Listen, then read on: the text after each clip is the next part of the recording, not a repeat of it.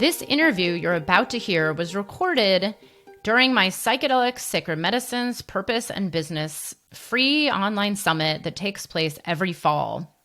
This is an encore interview, but it's one of my favorites, and I felt that it was so important to have you hear this that I figured it would be great to share here on the Psychedelic Entrepreneur podcast. Because it was recorded on a different platform, you may hear some slight audio quality issues, but nevertheless, it is a wonderful interview with one of my favorite speakers and leaders in the psychedelics industry. So enjoy. And today I have the honor to be speaking with Paul Stamets. Hi, Paul. Thank you so much for being here. Pleasure to be here, Beth. How are you? Thanks. Great. So I'm going to read through Paul's bio in case you actually don't know who he is, and then we'll go right into the questions. So Paul Stamets, speaker, author, mycologist, medical researcher, and entrepreneur, is considered an intellectual and industry leader in fungi, habitat, medicinal use, and production. He lectures extensively to deepen the understanding and respect for the organisms that literally exist under every footstep taken on this path of life.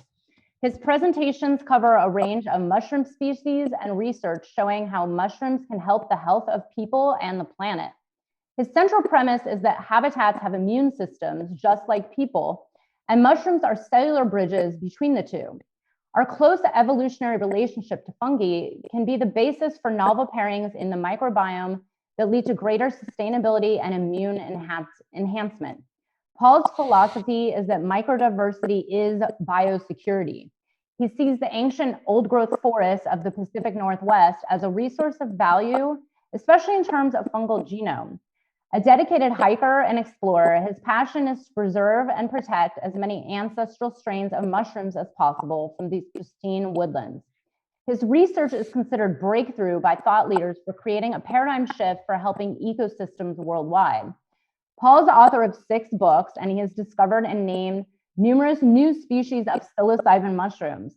He has received numerous awards, including Invention Ambassador for the American Association for the Advancement of Science and the National Mycologist Award from the North American Mycological Association. Paul's extensive work in the field of mycology earned him an official induction into the Explorers Club this year. Congrats, Paul. And Paul funds research to save rare strains of mushrooms that dwell within the old-growth forest. He is a collaborator with numerous scientific organizations and research institutes.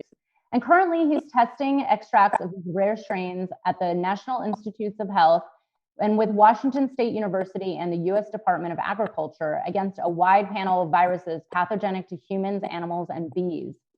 We are now fully engaged in the 6th major extinction on planet Earth.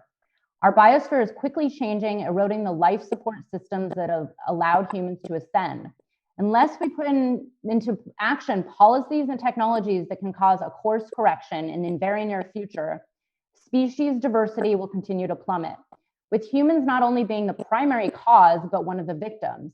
What can we do? Fungi, particularly mushrooms, offer some powerful practical solutions which can be put into practice now. And you can get more information at his website, paulstamets.com. It'll be in today's email. Just click it and look around. There's some amazing information there.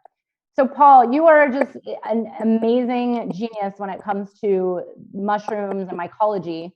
You know, can you tell the quick story of how did you find your purpose? Like what brought you to this, mission? It's beyond a career. It's a mission in life. Like what brought you to this point?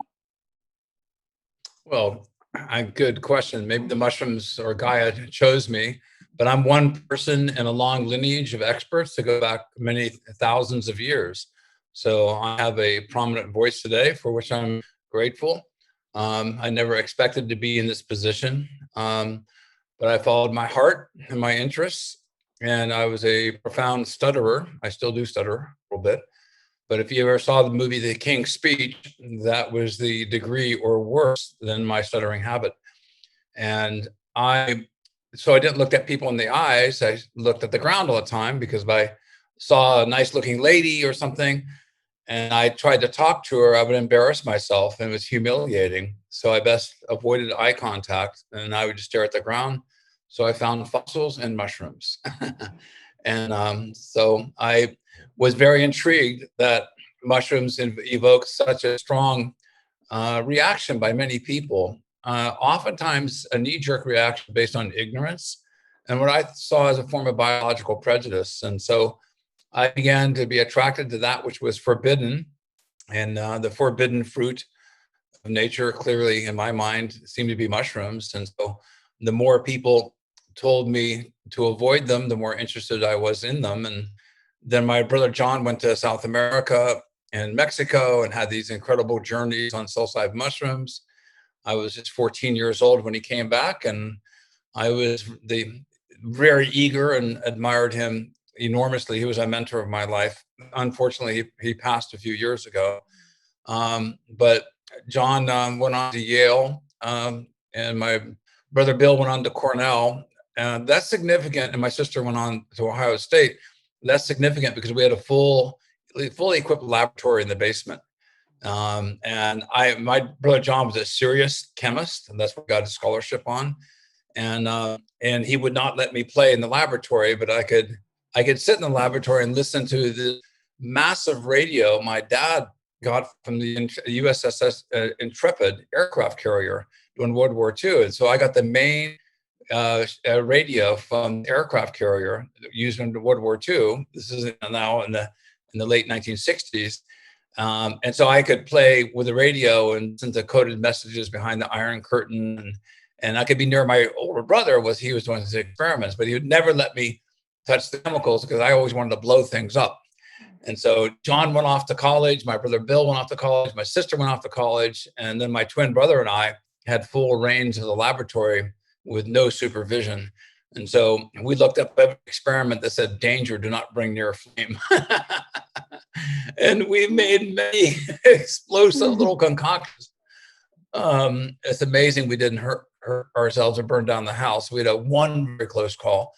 But anyhow, so I was intrigued by his experiences with psilocybin mushrooms, and it was in the 1960s, the late 1960s, and as many young people have read about, there was a cultural revolution on multiple fronts. It was the environmental movement, is the anti-war movement.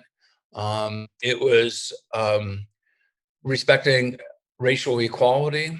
It was the emergence of the respect for gay people, and so it was at Nixon where he targeted African Americans specifically, focusing on their use of marijuana. The use of marijuana in the early 1960s really came out of the jazz African American movement. That was part of their cultural thing, It really emanated out of New Orleans. Many people don't know this. Of course, there's many other epicenters. I'm not saying it's the only one. But what I'm saying is all of us then, that community, were targeted by the conservative Nixon administration as being the enemy. And so they had the war against drugs, and they put us all in the same bucket. And they attacked us in so many devious and sinister ways. So it was a huge oppression. The freedom that we enjoy today to even be able to talk about the subject is in stark contrast to where we came from. So I want we always stand on the shoulders of our ancestors and our teachers, but we have a new freedom.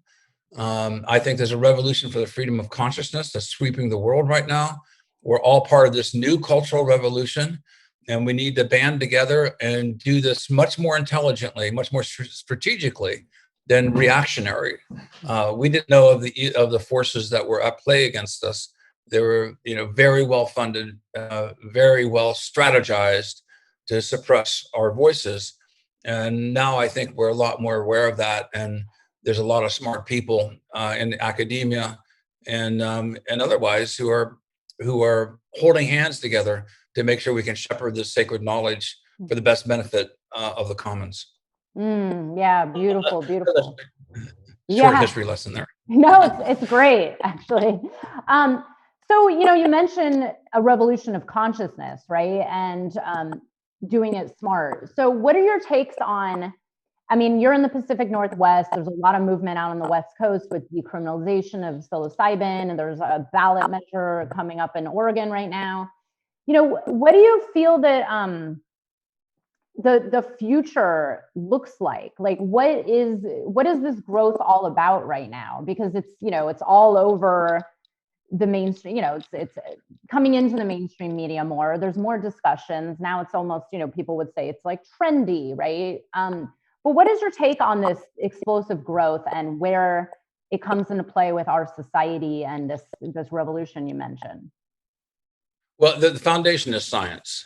This is the new foundation that we're building from.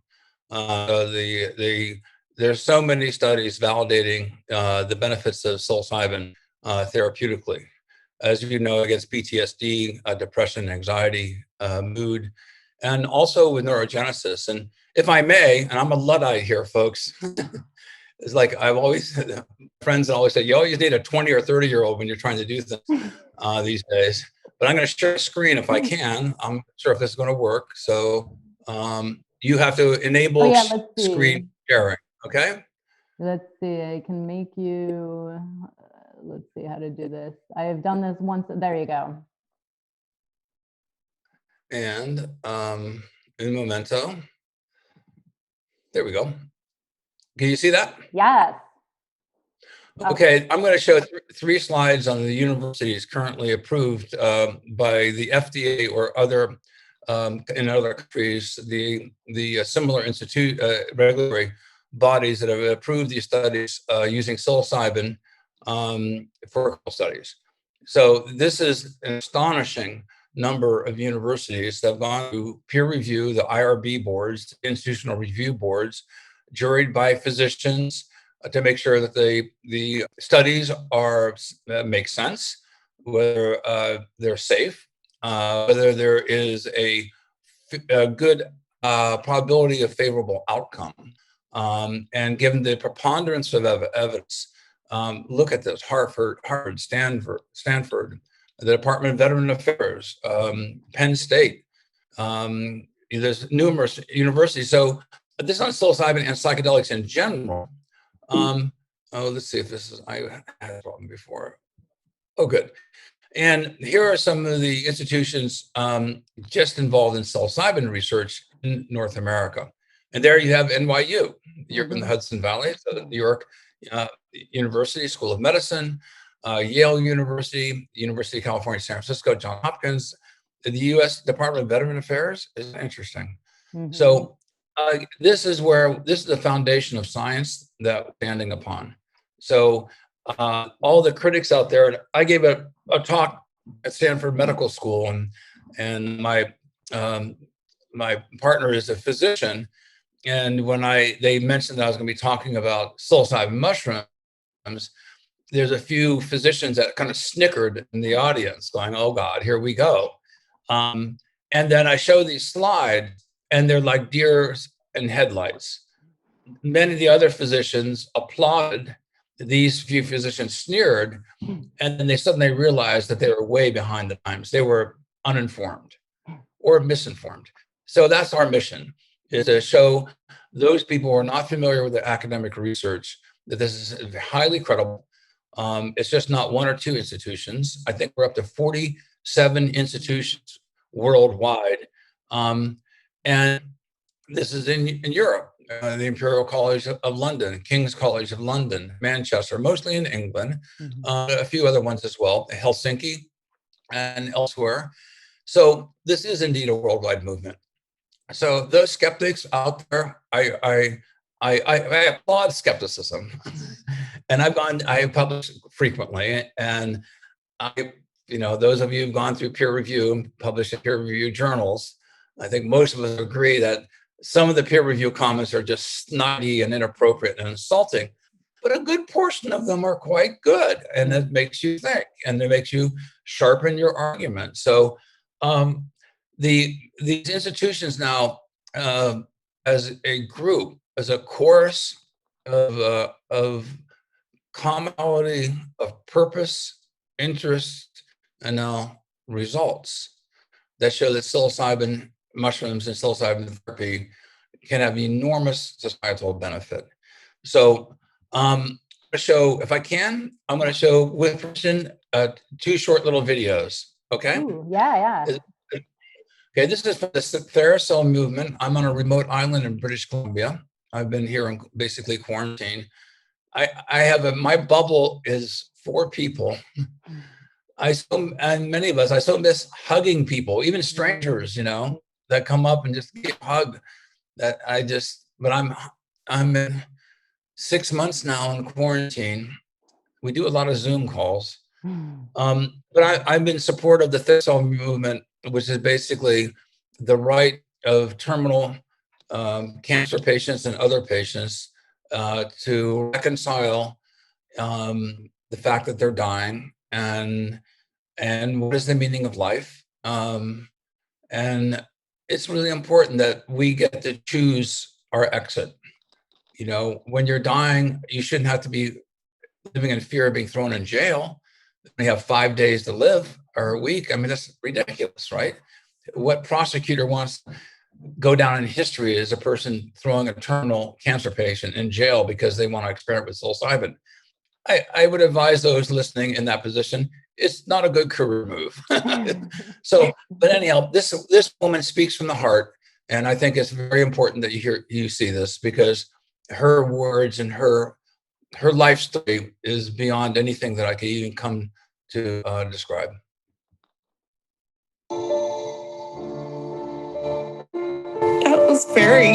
It's very difficult to wrap your head around. I'm dying.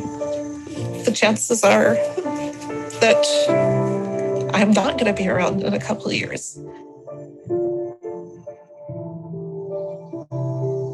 I heard about a network in Vancouver of therapists who are treating patients with psilocybin, patients with anxiety, and who are dealing with life and death issues. And I thought that really sounds interesting to me, and there's no danger. I'm there with 2 other people in the room.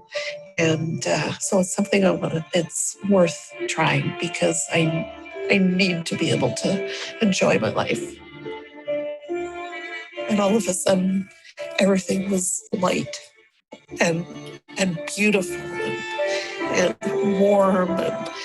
And I felt just this rush of warmth and love and just peace come over me as the lights came up. I'm so fortunate that I had those connections, that I heard about this network of therapists that are willing to risk their licenses to treat people with this drug that's not legal. And I think it's so wrong that people don't have access to this, because people are in pain and dying, and or PTSD or depression, and which studies show psilocybin helps all of those things. And why are we not allowing people to have this drug, but we allow them to have other drugs that are so harmful? We have given people the right to die. And I think that's great. I don't know if I'll be brave enough to choose that option if the time comes. But it's there for people if they need it. But what about living? What do we do in between that part, in the process of dying? It's a long process sometimes. So how are we going to help people through it?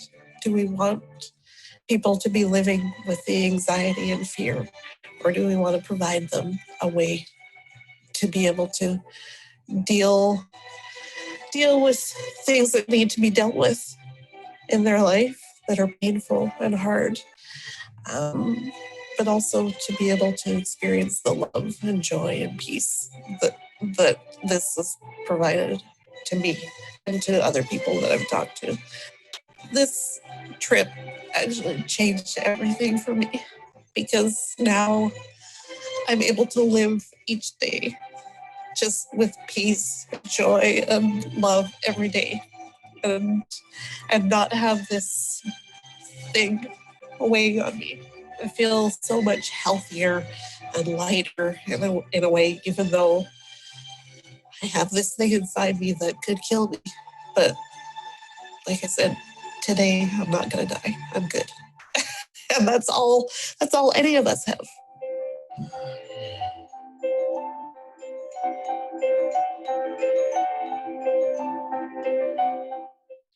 So the TheraStil movement is a therapeutic use of psilocybin for end of life.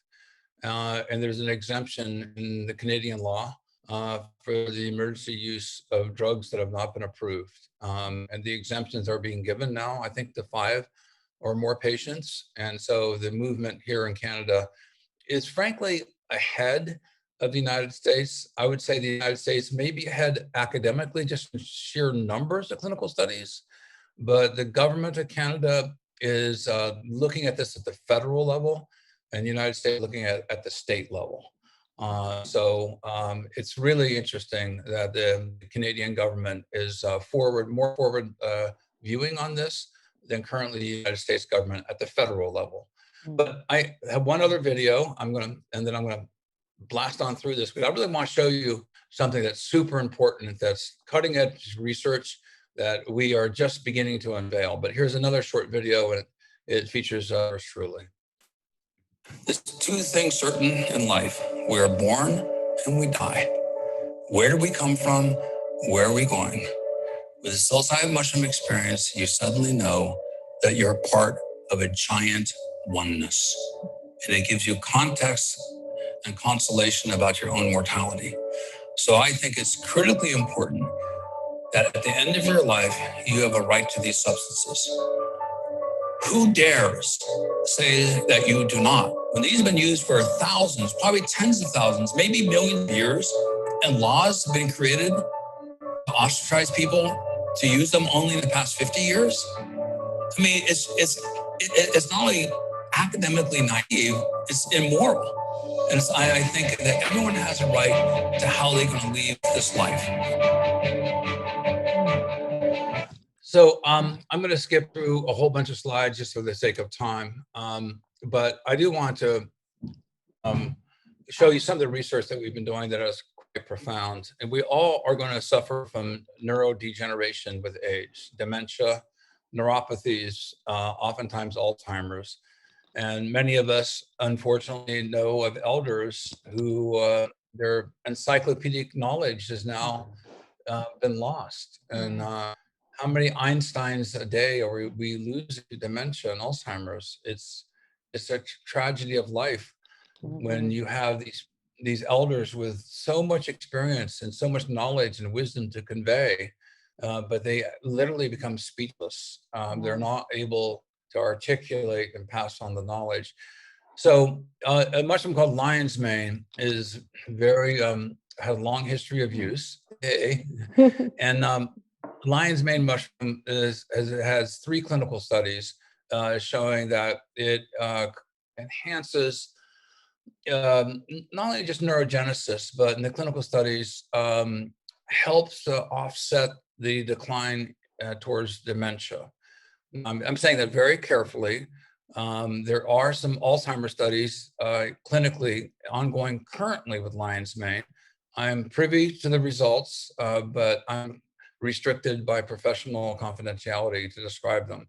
But the studies that have been published show increased cognitive function, a slowing and the decrease of dementia.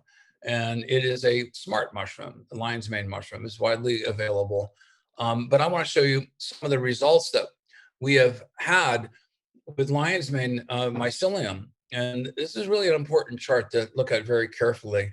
We use a company called Neurofit that does preclinical research for Alzheimer's drugs, for anti-Alzheimer's drugs in France. We've done this, I think, 6 times now. So this is not a one-off experiment. And we have the control of the number of neurites. And these are pluripotent stem cells that are grown in vitro. It's a standard test.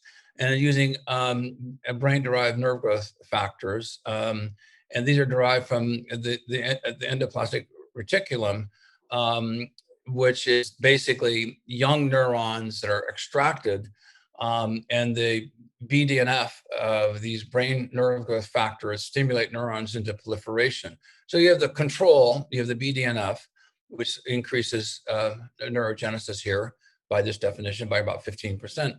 And then we have the lion's mane mycelium that then we introduced, and it increased neurological proliferation by about 8%. But interestingly, the fruit body actually slowed neurogenesis below baseline. This is a real important thing that people know.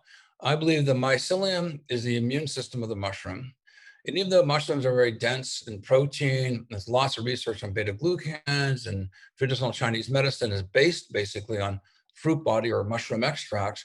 The emerging scientific studies now are showing that the mycelium, which has to navigate through an ecosystem for days, months, years, separated by one cell wall, on the other side of which are these pathogens. Mushrooms are laminated mycelium, hundreds or thousands of laminates thick, and the mycelium is just a thread, and yet it's able to prevent pathogens. So it upregulates immune genes, defensive genes, antibacterial compounds.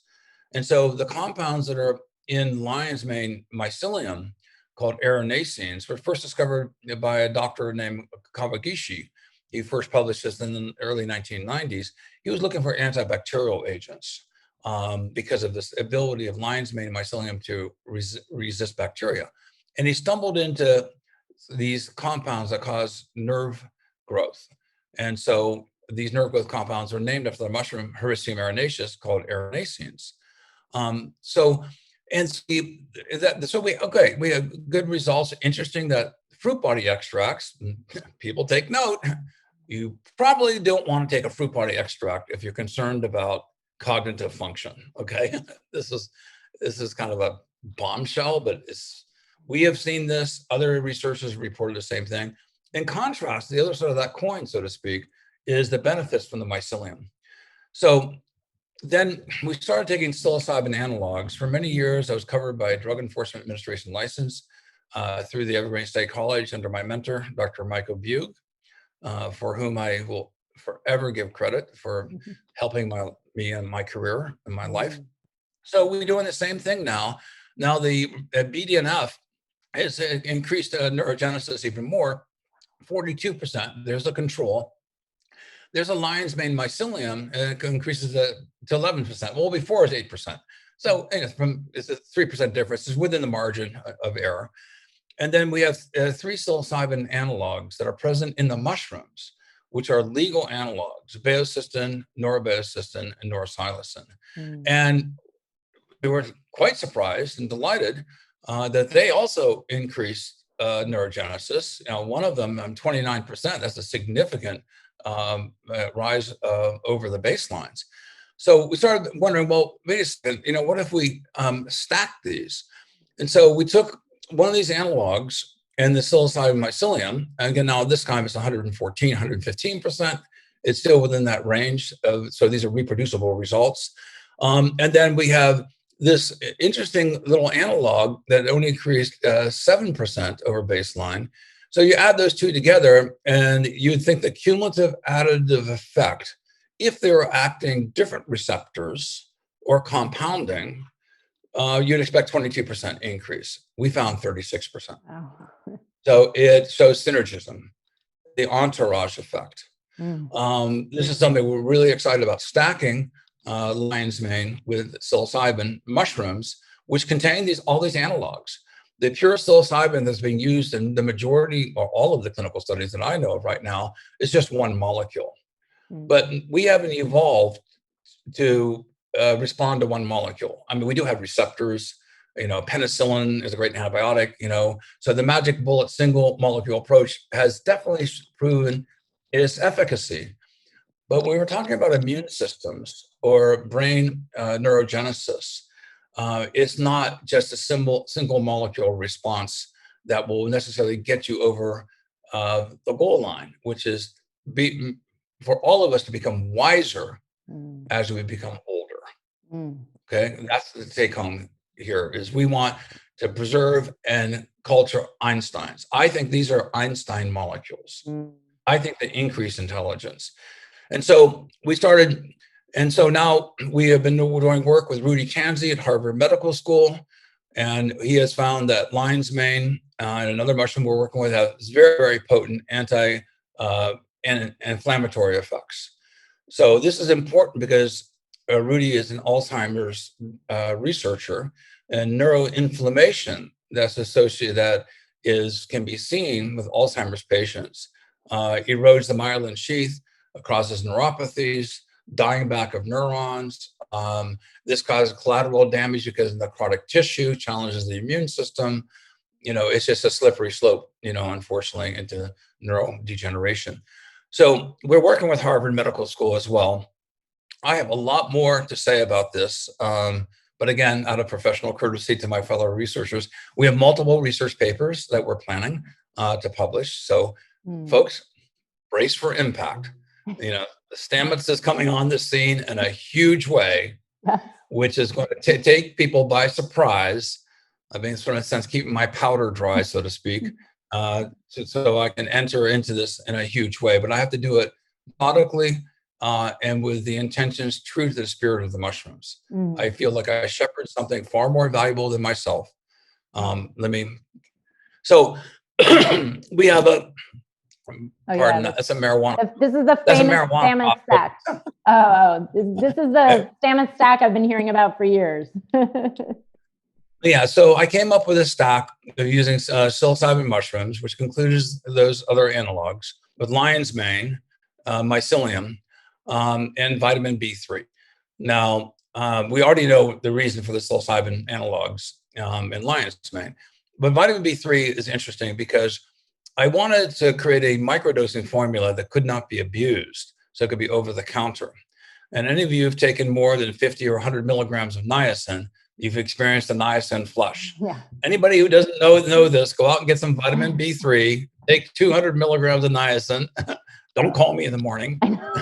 And half an hour later, you'll start itching. You'll flush red, beet red. It's really irritable. You want to take off all your clothes. The clothes make you itch. But you're exciting the endpoints of the nerves. So the idea for me was if typically many neuropathies occur when there's a deadening of the fingertips and the toes. So if the vascular system is still intact, then if you can deliver niacin, which is a natural vasodilator, also has anti-inflammatory properties, then you can carry the neurogenic agents that I'm mentioning here within lion's mane and psilocybin mushrooms to the endpoints of the nervous system, causing neurogenesis. So it is something, it's a formula. Now, I will say that I've had to send 7 cease and desist letters to companies using my name without my permission, without even asking me, without even the courtesy of asking me, just trying to exploit a market niche, blasting my name on their websites, on their bottles. I have 4 examples of my name on bottles. Oh, God. Now, folks will go, well, you're well known, you're a celebrity, that comes with the territory. No, it doesn't. Anybody like somebody, if you wrote a book, somebody put their name on your book and they started selling it, right? Cool. You are an artist. You painted something, someone then erased your name and put their name on your painting and something. Okay, folks, it doesn't matter what level this is. It's just moral, and it's wrong. So thankfully, they've taken them down. Was it plagiarism is the worst form of flattery? Yeah. Whatever. So, but there's a Fadiman protocol. My dear friend Jim Fadiman, he does 3 days off, or 1 day on, 2 days off, 1 day on. So he's got every three days you do it.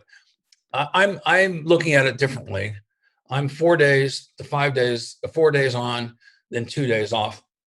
And the idea being, and this is the big difference between a macrodose and a microdose. Macrodoses can give the hero's journey, very good for PTSD, obviously, the revelations of life, end of life, etc.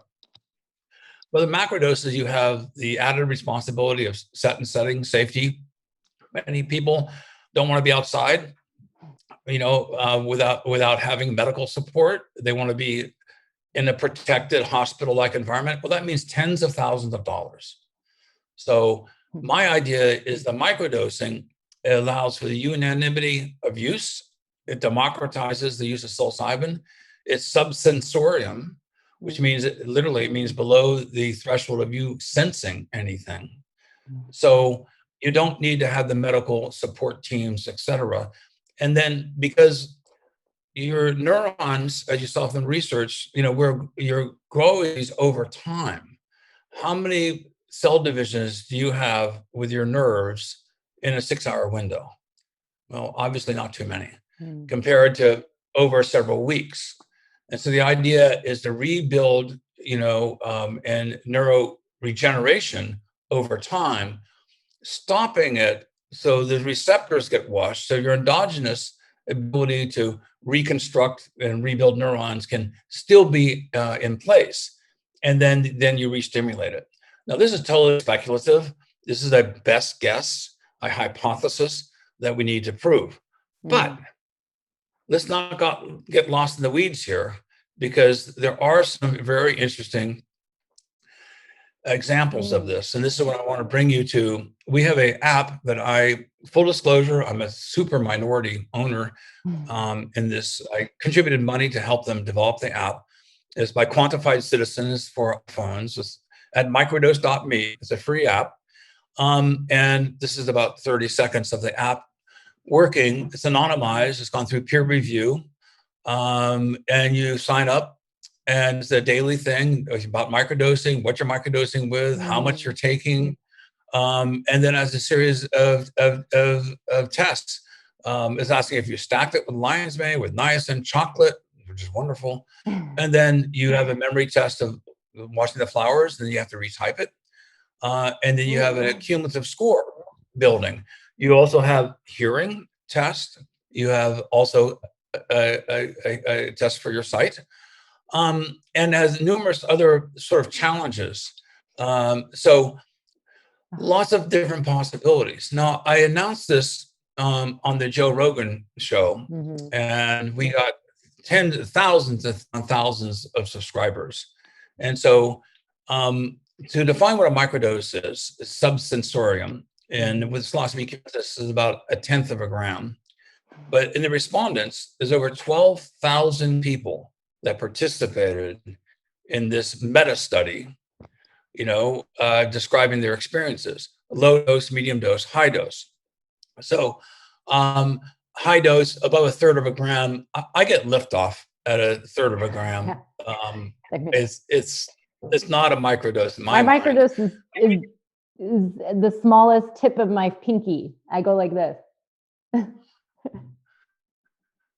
Folks, use a scale. I had a really good friend who dosed me, and he puddled me twice. I go, you're a doctor. You're a physician. I did that to my Burning Man camp. I macrodosed them by accident. Get a scale. Okay. I mean, I understand the fingertip stuff, but for the sake of science, we kind of want to know the dose. Okay. So anyhow, so this is the number. Most people were in the mid-range, 1/10 of a gram to 1/3 of a gram, 72% of the respondents. Okay.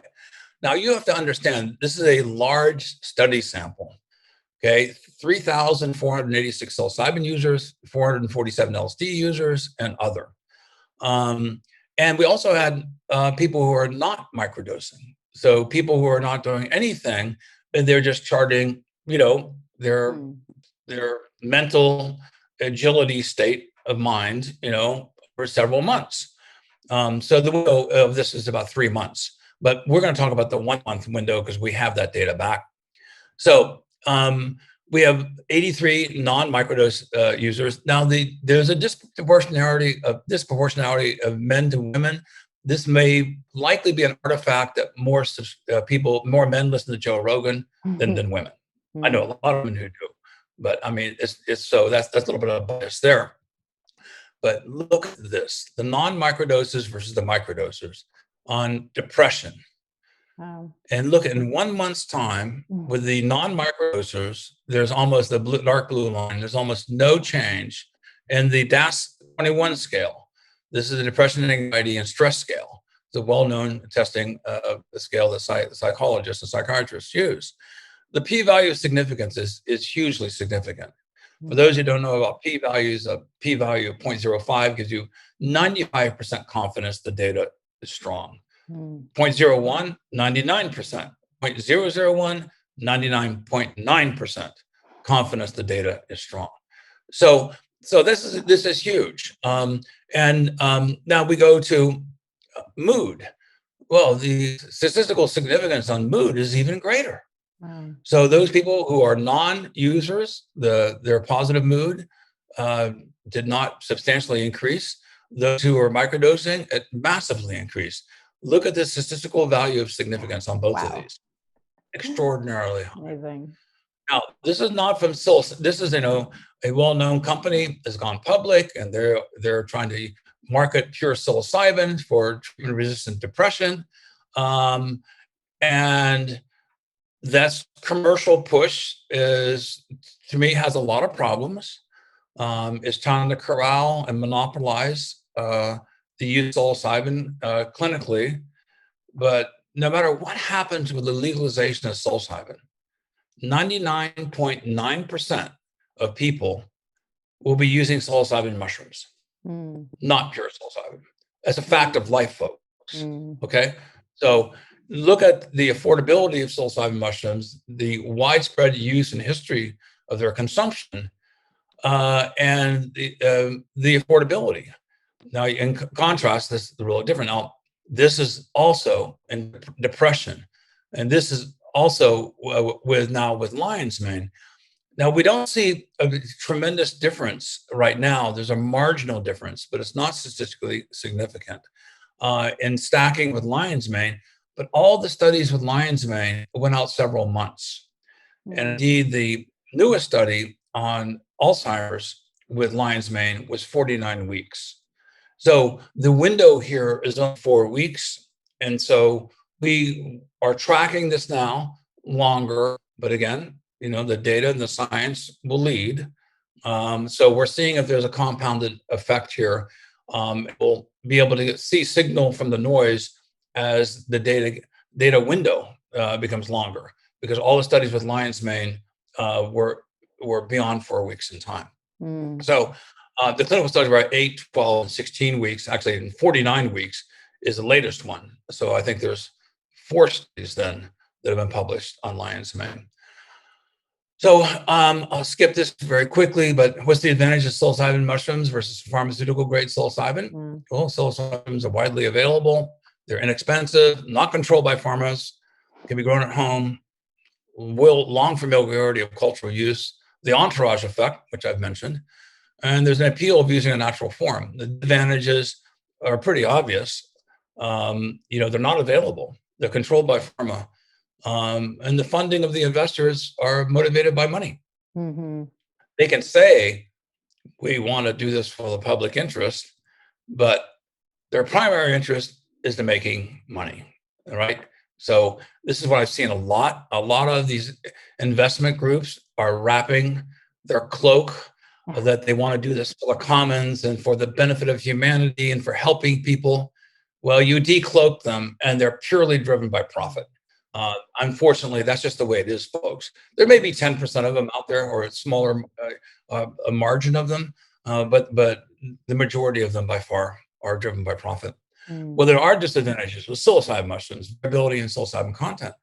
Well, that's an interesting thing, because if you look at our study, despite the variability in psilocybin content, despite the variability in the dose, despite the variability in the responsiveness, the receptivity individually of taking these things, some people feel a strong effect at some same dose, other people feel nothing at all.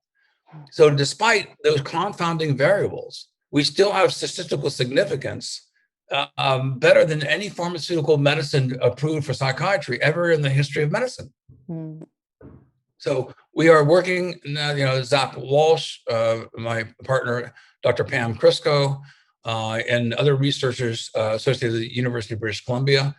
We have a paper that we're writing for this. But this is earth-shattering, I think, the psilocybin movement, showing that you do not need a pure pharmaceutical, and you use the subsensorium and getting statistical significance that would make any medical clinical study, going through peer review, is to be an extraordinarily positive outcome.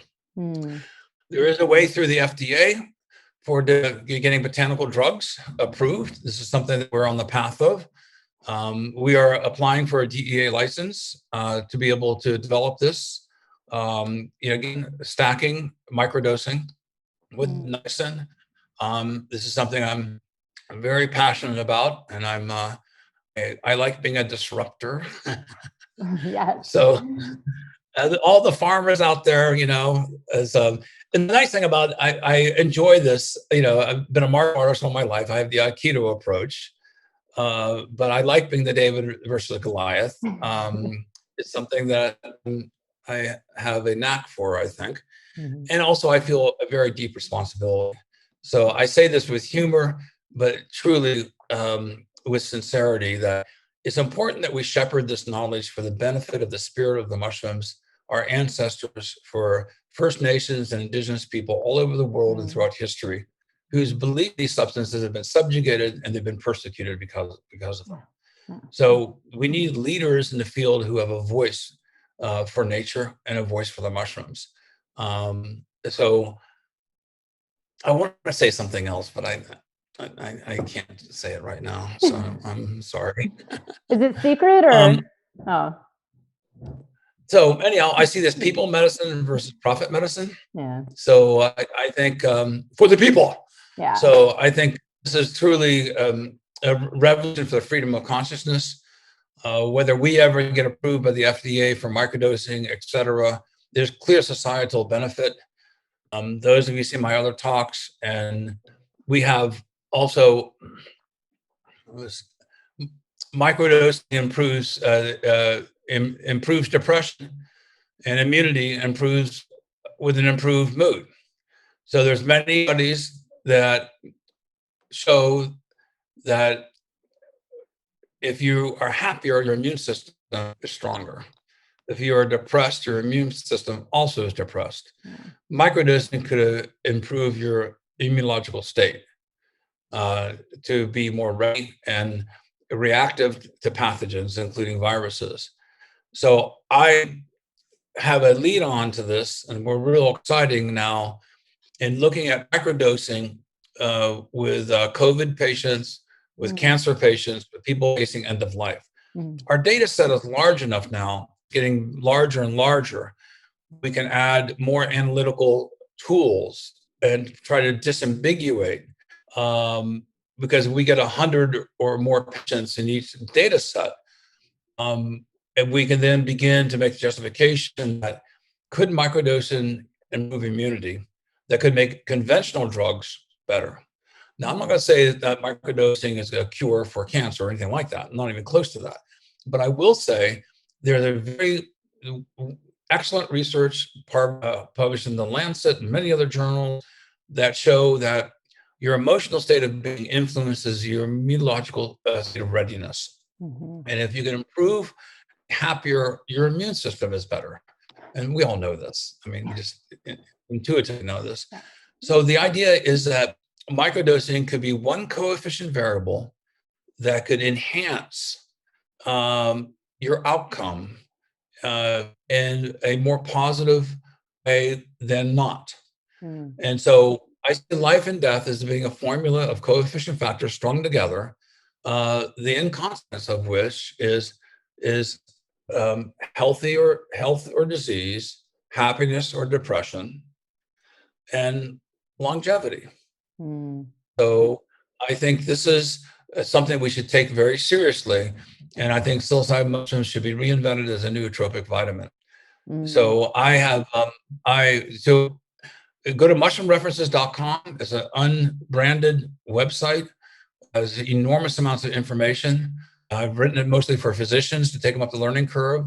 All the psilocybin studies are on there, all of them that I know of. the lion's mane clinical studies on there. I have numerous research articles, and I have also filed 6 patents in the psilocybin space. Wow. I've done this specifically strategically. It's my invention, it's my knowledge, it's my investment, and there was no one, and I'm challenging anyone out there to prove me wrong, because I'm in fact-based. Has there anyone ever shown that analogs of psilocybin increased neurogenesis prior to our work? I don't think so.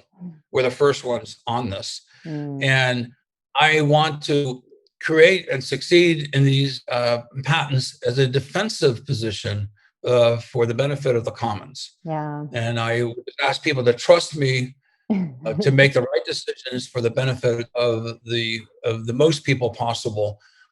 Because I'm up against what I call Darth Vaders, and we're at the beginning of spore wars. So spore wars are coming, but my shields are up, and I am very, very ready for this. And frankly, it's spore wars attacking me and my work from the pharmaceutical companies will give me millions of dollars in advertising, and it will hurt their brand. So I welcome being challenged, academically. I welcome being challenged on a level playing field, but I will not tolerate someone doing things deviously and unethically. I feel like I have to stand up for the people and stand up for the mushrooms, the spirit of the mushrooms, to do the right thing. So I accept that. I want that responsibility, and I want to perform true to those statements. I hope I can do it. I'm going to do everything I can. So, anyhow, that's pretty much it. Great. Oh, thank you so much. So thank you for saying that at the end, because this is actually one of the number one concerns I've heard over the years, where people are concerned about the future of this as business, as what's going to happen. Are we, it's going to legalize, but then it's going to become like any other big pharma. So thank you for your mission and your shield. Well, there's a few people I want to shout out to, and companies. David Bronner, Bronner soap. He's part of the series. He is phenomenal. He's truly heroic. He's on a very front cutting edge. And I'm not saying that 100% of what David always does is going to be something I 100% agree with, but I'd say about 94.68% of what he does, I am blown away, and so happy that he's leading the charge and he's walking talk. Other companies like Patagonia, it's very, very powerful in their social missions. Businesses can be vehicles for good if they're led by people whose primary interest is not making money, but is to fulfill a dream that helps many people as possible beyond themselves. And so I'm excited about this, and we have numerous publications coming out, and this is the tip of the proverbial iceberg. I've hinted at a few things that are huge that I'm aware of right now, and but after my colleagues and I coordinate and publish, then we can have a further discussion. We're so excited. Oh, thank you so much. I just have to say, on a personal note, I don't know if you saw me crying. Both my father and stepfather have passed in the last, 12, 13 years. And my stepfather from Alzheimer's just a year and a half ago. But my father was a terminal cancer patient who died on pharmaceutical drugs, not aware of me or anything around him, because they gave him so much, morphine drip, and then he just died. And it's just really interesting to watch, because I actually feel very strongly about the choice to choose our end of life path as a ritual, like any beautiful ritual of life. And this video you showed just touched me so much, because I do think this is all intertwined. It's about, how do we live? How do we choose to die? And this freedom of, life, like freedom to choose another way. So thank you so much for this work in this area. It's so important. Well, I think it touches all of us, and it touches not only us and our immediate family, but our friends, our neighbors. We are giant communities, and we need to invest in the mental health of our communities to reduce crime, to improve health. And And so I think these mushrooms are a catalyst for that. Yeah. This is literally an underground revolution for the freedom of consciousness. Our time has come, and it's international, it's worldwide. This is why this movie, Fantastic Fungi, has done so well. It got turned down at Cannes, it got turned down at Sundance, and yet it's 100% on Rotten Tomatoes. It's the #1 leading documentary, on Apple TV. And Louis Schwarberg, give a shout out to that brother Louis for taking 12 years to produce a film against all odds that has now inspired people, as well as Michael Pollan's book, and then Joe Rogan. And those three, I think, stimuli had a massive influence in helping this movement progress. Yeah. So now we just need to take that. We have to be extremely responsible with what we're doing. So anyone out there that's screwing up, I just recommend you go out there and put your arm around them, kind of crowd them back in, keep them on the rails. We can't go off the rails on this. It's too important. Yeah, no, really quick before you go, what do you suggest people do to get involved or, join in your mission? Because I know a lot of our listeners feel the same way you do and see this as this revolution. What can people do? Well, I mean, this important thing to do is to take children on walks into the woods and showing them the invisible networks beneath their feet of mycelium, and collect mushrooms, and then join a mycological society. That is a great wellspring of knowledge and people and personalities. It's cross-political. I mean, it's amazing. Some of my best friends I would never have associated with if I knew their political beliefs. But having been in the woods with them and finding, pine mushrooms or chanterelles and sharing the joy of that, we built a bridge where I can now talk to them about political differences respectfully. And so what I think mushrooms do, that they're a bridge across cultures and ages, across political divides, that brings out the humanity in people because they have a commonality of the respect for nature. Beautiful. So thank you so much for being here, Paul. Yep. We really appreciate you so much. And we'll send your website out to everybody watching, paulstamets.com. Thank you very much for your time. And everybody, this has been it for this series. We're so glad you've been here and enjoyed this. Please share your beauty and love for these mushrooms, for this medicine with your community and those around you. I believe that this is the domino effect we're all here to create. Thank you, Paul. All right. Bless you all. All right. Take care.